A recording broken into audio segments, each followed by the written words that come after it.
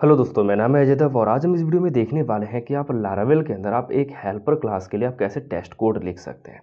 तो यहाँ पर हम लोग एक हेल्पर क्लास देखने वाले हैं, उसको हम क्रिएट करेंगे और उसके लिए हम टेस्ट कोड भी लिखने वाले हैं। तो यहाँ पर सबसे पहले हम एक प्रोजेक्ट क्रिएट कर लेते हैं, एक नया प्रोजेक्ट, और फिर उसके बाद हम उस फोल्डर में चलेंगे जिस नाम से हमने अपना प्रोजेक्ट क्रिएट किया हुआ है और इसको हम अपने सबलाइन में पहले ओपन कर लेते हैं। तो यहाँ पर मैंने जिस नाम से ओपन किया इस प्रोजेक्ट को मैं यहाँ पे ओपन कर लेता हूँ और जैसे ही आपने फ्रेश अगर आपने इंस्टॉलेशन की हुई है, अगर आप टेस्ट कोड लिख रहे हैं तो आप इन दोनों कमेंट्स को आप हटा दीजिएगा। ऐसा मैं इसलिए बोल रहा हूँ क्योंकि यदि आप डेटाबेस कनेक्शंस वगैरह अगर आप यूज़ कर रहे हैं, माइग्रेशंस वगैरह अगर आप यूज़ कर रहे हैं, तो ये क्या करेगा कि एक एसक्यूएलाइट जो है वो डेटाबेस यूज़ करेगा, यानी कि इन मेमोरी वगैरह। इस केस में हम लोग नहीं यूज़ करने वाले, बट फिर भी मैं इसको ऑन कर देता हूँ, वैसे उसकी नीड नहीं है।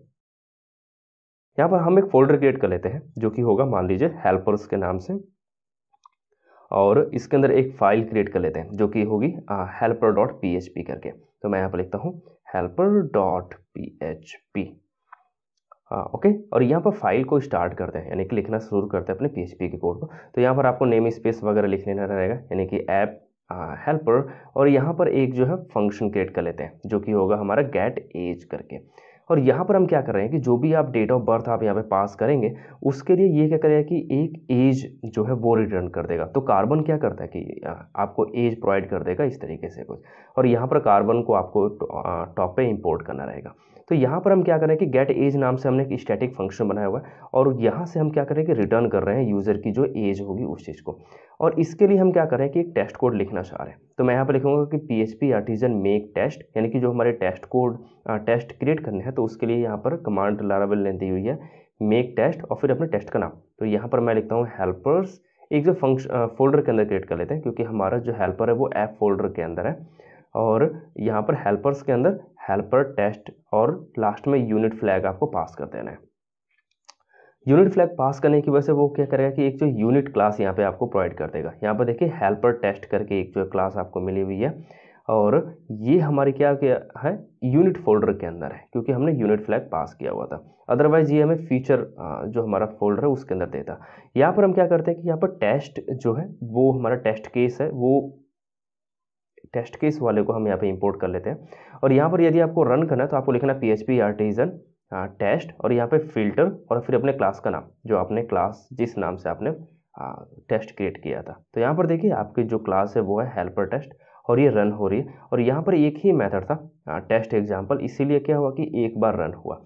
यहाँ पर आपको क्या करना है कि अपने टेस्ट का नाम लिखना है। इस केस में हमारे पास क्या है कि let's say test it returns correct age करके हम कर सकते हैं करेक्ट एज। और यहाँ पर हम क्या करें कि एज यहाँ पर एक वेरिएबल ले लेते हैं और उसके अंदर हम एक एज पास कर लेते हैं। लेट्स से कि यहाँ पर यूजर का जो डेट ऑफ बर्थ है वो है 2000 और 01 और लेट्स से 20 है। अब इसको हमें पास करना रहेगा अपने हेल्पर क्लास के अंदर कि हेल्पर हमें क्या रिटर्न कर रहा है इस डेट ऑफ बर्थ के लिए। तो यहाँ पर देखिए ये जो हमारी हेल्पर क्लास है उसको हमें इंपोर्ट करना रहेगा यहाँ पर। तो मैं यहाँ पर लिखता हूँ कि ऐप हेल्पर्स और उसके अंदर है हमारी helper.php करके। तो यहाँ पर लिखना है हेल्पर। ओके, और इस चीज़ के लिए यहाँ पर देखिए ये जो हमारी क्लास है इस चीज़ को हमने इंपोर्ट कर लिया है। अब हमें गेट एज को हमें यहाँ पर लिखना रहेगा। तो यहाँ पर मान लीजिए मैंने एक रिस्पॉन्स नाम का एक जो वेरिएबल बना लिया और उसके अंदर हमने क्या लिखा कि हेल्पर HELPER हेल्पर क्लास और यहाँ पे गेट एज, और यहाँ पर हमने पास कर दिया DOB उसका। तो ये जो गेट एज है ये हमने इस तरीके से इसलिए लिखा हुआ है क्योंकि ये एक स्टैटिक मेथड है ना। अदरवाइज हमें क्या करना रहता कि हमें उसका ऑब्जेक्ट क्रिएट करना रहता, फिर हम उस मेथड को एक्सेस कर पाते। और यहाँ पर हम DD करके देखते हैं कि ये हमें क्या रिस्पॉन्स कर रहा है, यानी कि जो हमारा हेल्पर है गेट एज के अंदर वो हमें क्या रिस्पॉन्स कर रहा है। तो इसको रन करने के लिए हमें वापस से इसी कमांड को रन करना है। तो ये देखिए ये हमें 22 रिटर्न कर रहा है यहाँ पर कि यूज़र की जो एज है वो 22 साल है, यानी कि 2022 चल रहा है इस टाइम। तो ये हमें क्या करेगा कि 2020 से अब तक का हमें दे रहा है कि ये 22 साल का यूज़र है, तो एक परफेक्ट एज है बिल्कुल। तो यहाँ पर हमें रिस्पॉन्स और 22 ये दोनों बराबर होने चाहिए, यानी कि असर्ट इक्वल होने चाहिए, यानी कि तभी हमारा टेस्ट पास होगा। ठीक है, ओके। तो अब ये हमें परफेक्ट एज हमें रिटर्न करके दे रहा है ना। इसी चीज़ को आप क्या कर सकते हैं कि यहाँ से एक्सटेंड कर सकते हैं। लेट्स से कि मुझे सिर्फ एज नहीं चाहिए, यानी कि सिर्फ उसका ईयर नहीं चाहिए, मुझे उसका मंथ भी चाहिए और डे भी चाहिए। तो इन दोनों के लिए आप क्या क्या कर सकते हैं, तो लेट्स से मैंने यहाँ पे लिखा कि DOB है मेरे पास, और यूज़र का क्या है कि हमने यहाँ पे कार्बन से पार्स कर लेंगे, और फिर उसके बाद हम क्या करने वाले हैं कि इसका एज कैलकुलेट करेंगे। तो यहाँ पर हम जो रिटर्न में लिखेंगे कि भाई जो हमारा DOB है उसके लिए आपको क्या करना है यहाँ पर कि डिफरेंट आपको देखना है आज से, यानी कि जो हमारी आज की डेट है उसके हिसाब से।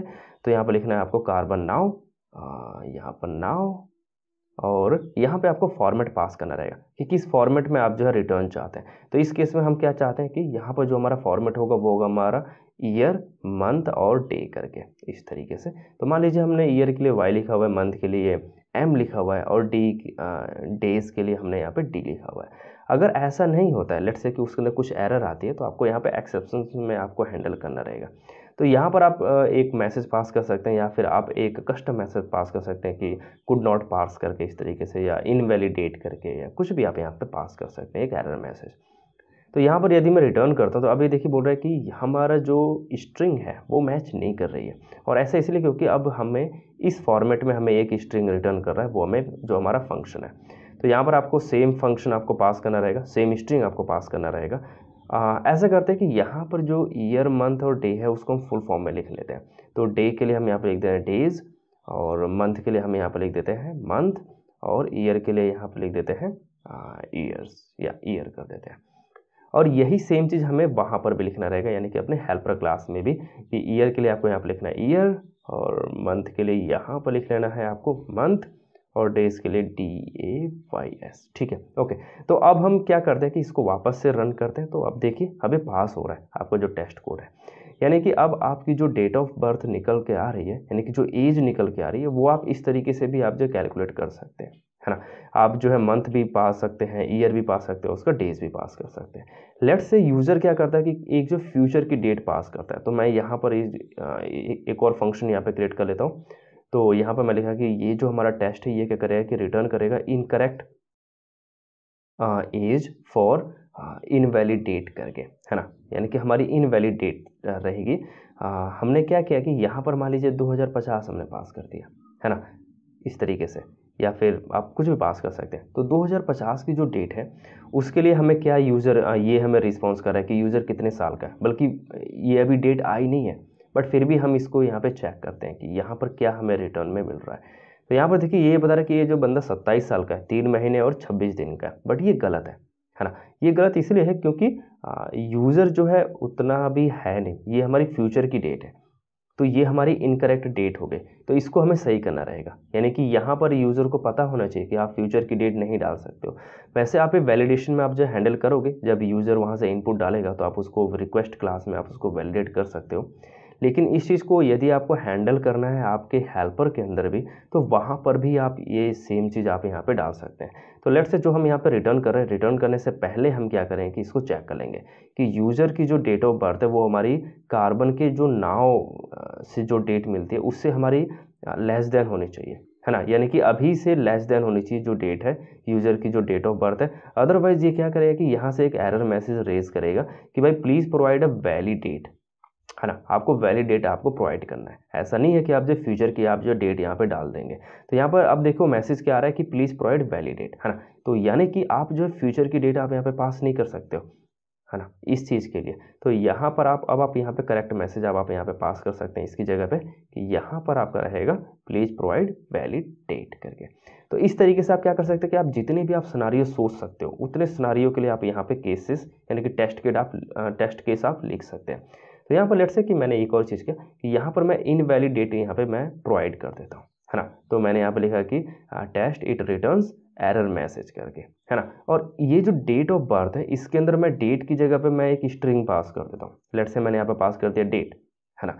तो अब ये क्या करेगा कि ये इसको पार्स नहीं कर पाएगा, यानी कि जो हमारी डेट है वो हमें एरर देगी यहाँ पर ट्राई वाले ब्लॉक में, तो ये कैच वाले ब्लॉक में चले जाएगा और यहाँ पर ये रिटर्न करके कुड नॉट पार्स करके। तो इस चीज़ के लिए हमें यहाँ पे वैलिड यहाँ पे लगाना रहेगा कि ये जो हमारा फिर ये मेथड रन करने के बाद हमें यहाँ पे मिलना चाहिए कुड नॉट पार्स। वापस से हम इसको रन करते हैं, हमें इस मेथड को नहीं, इसको हमें रन करना रहेगा। तो मैं इसको कॉपी कर लेता हूँ और यहाँ पर वापस से हम इसको यहाँ पर रन कर लेते हैं। मैंने यहाँ पर इस चीज़ को देखिए, यहाँ पर मैं इसको पेस्ट कर देता हूँ और फिर मैं इसको हिट करता हूँ, तो अब देखिए अभी पास हो रहा है ना। तो इसी तरीके से आप क्या कर सकते हैं कि आप जितने भी सिनारियो आप सोच सकते हैं अपने दिमाग में, उतनी चीज़ें आप यहाँ पर टेस्ट कोड में डाल सकते हैं, ताकि आपका जो फंक्शन है वो बिल्कुल परफेक्टली वर्क करता रहे, उसके अंदर कोई बग ना हो सके, है ना। इस चीज़ के लिए हम यहाँ पर टेस्ट कोड लिखते हैं, है ना। तो इस तरीके से आप अपने टेस्ट कोड को आप सिक्योर कर सकते हैं। और यदि आप फुल टेस्ट कोड रन करना चाहते हैं, यहाँ पर लेट्स से कि मैंने फिल्टर के अंदर पास कर दिया हेल्पर टेस्ट करके, तो अब ये क्या करेगा कि ये आपके तीनों टेस्ट जो आपने लिखे हुए थे उन तीनों को एक साथ रन कर लेगा। यहाँ पर देखिए फर्स्ट में रिटर्न करा है कि रिटर्न करेक्ट एज, फिर दूसरे में incorrect age for invalid dates, और फिर error message for invalid date करके, इस तरीके से। और यदि आप कोई फिल्टर पास नहीं करते हैं तो ये क्या करेगा कि जितने भी टेस्ट अभी तक लिखे गए उन सभी को ये रन कर देगा। तो यहाँ पर देखिए इसने 3 फाइलों को रन किया, एक तो फीचर टेस्ट, यूनिट टेस्ट और आपने एक हेल्पर टेस्ट लिखा था।